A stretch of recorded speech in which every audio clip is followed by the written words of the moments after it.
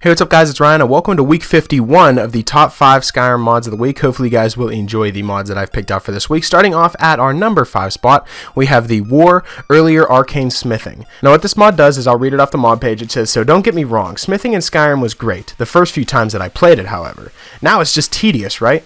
But if you're like me, you can't stop smithing until you get the skill like 60 so you can improve enchanted armors and weapons. With this mod, you can now improve enchanted items before you get the Arcane Smithing perk. You can also improve items better by simply wearing any blacksmith's clothes.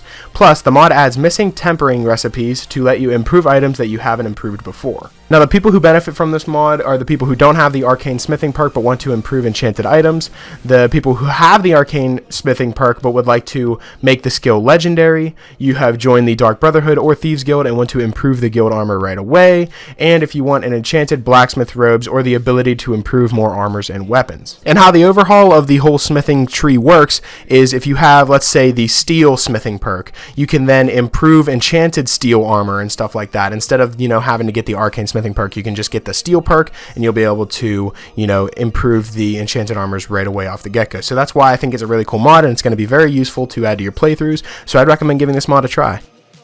Coming in at our number 4 spot, we have the Milk, many immersive loot boxes and keys. Now, I know what you may be thinking, oh, how games have progressed and, there's loot boxes and games like Call of Duty, Overwatch, stuff like that. People are just adding loot boxes to games where they don't belong. I just think it's funny that they found a way to add it into Skyrim, and it actually works, kind of well. I mean, if you aren't necessarily a dungeon diver, this could be a little bit more for you on your side, but I mean, the whole game of Skyrim is pretty much dungeon diving and killing and stuff like that. So, I mean, if you download this mod, it's a pretty, I would say it's a necessarily fair system. You normally get, crappy things out of this.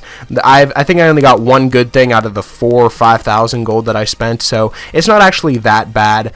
And it's not overpowered at all. I don't think so, at least, because if you have a economy changer mod as well, it'll be harder to get money, which could make this mod actually pretty useful. Now basically how the mod works is, any general goods store, I believe, you can walk up and there'll be a chest right at the front of it. As you can see, that's what I'm in right now, and you can purchase these keys with gold that you just find throughout your playthrough, or you can spawn it in with cheats, or however you get the gold. You can come to here into the general goods store and you can buy keys, and once you buy the keys, you can open up the chest, which is pretty much a loot box. It gives you 4 random items, I believe, and they vary. Most of them, like I said, are pretty crappy, but there are sometimes, I believe I got a Daedric armor set in one of them, which was pretty cool, pretty lucky on that side. And you can actually sell these items, or you can just discard them. That's pretty much what I was doing. I was discarding everything unless I got something good, and then I got that Daedric armor, so I was pretty happy about that. I think it's a pretty cool idea because it just adds something extra into the game that you don't necessarily have to use. It's not really shoved in your face. It's just out there if you want to use it, and if you don't, you can just let it go. But other than that, it's a great mod, and I think it's pretty useful, and I would recommend downloading it. Coming in at our number 3 spot, we have the Foxhole player home. Now the entrance to this mod can be found by the Solitude Marketplace. The door is a manhole cover, which is a little hidden, and inside there are several stairs and vents to create the feeling of a sewer that someone made their home. It was aimed to be made homely, but also create a feeling of this being a hideout for an assassin. Now there are loads of places for storage in this home. All wardrobes, bookcases, and chests and bags are empty and safe storage to use for whatever you'd like. There's also an alchemy station ready to be used, as well as a corner for ingredients to grow. There's also a corner for weapon sharpening and storage. Almost all items in the home are static to avoid things flying around when simply opening doors.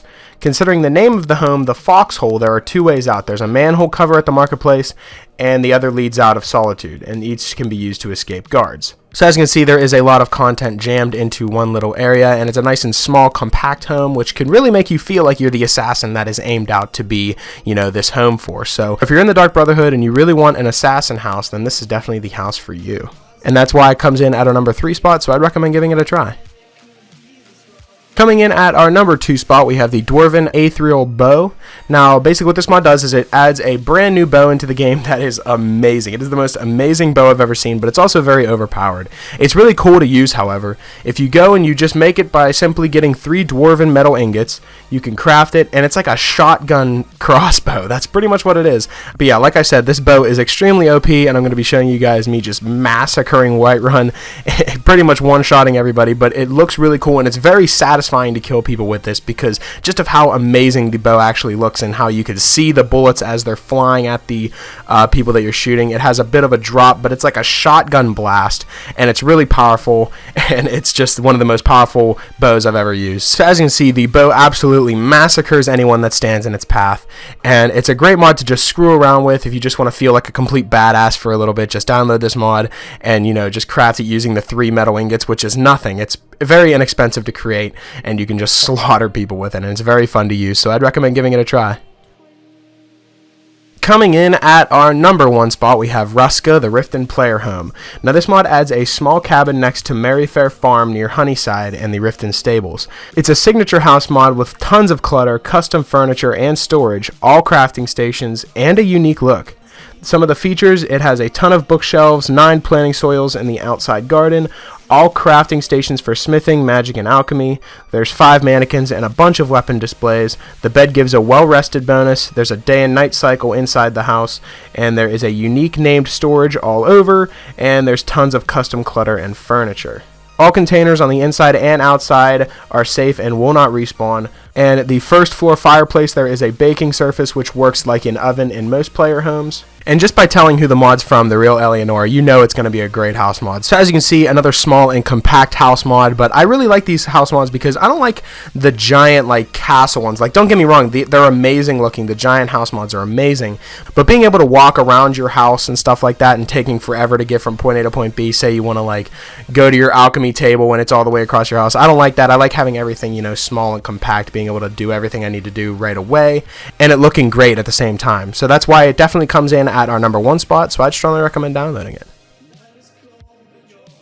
So that's pretty much it for this week's episode of the Top 5 Skyrim Mods of the Week. Hopefully you guys did enjoy, and if you did, I would appreciate it if you left a like and subscribe if you're new. It helps me out a lot. And if you have any suggestions for mods you'd like me to cover in future Top 5 mod episodes, be sure to let me know in the comment section below, or you can follow me on Twitter. I'll be sure to leave my Twitter in the description, and you can follow me on there and leave me suggestions through there as well. And yeah, that's pretty much it. Hopefully you guys did enjoy, and I'll talk to you guys later.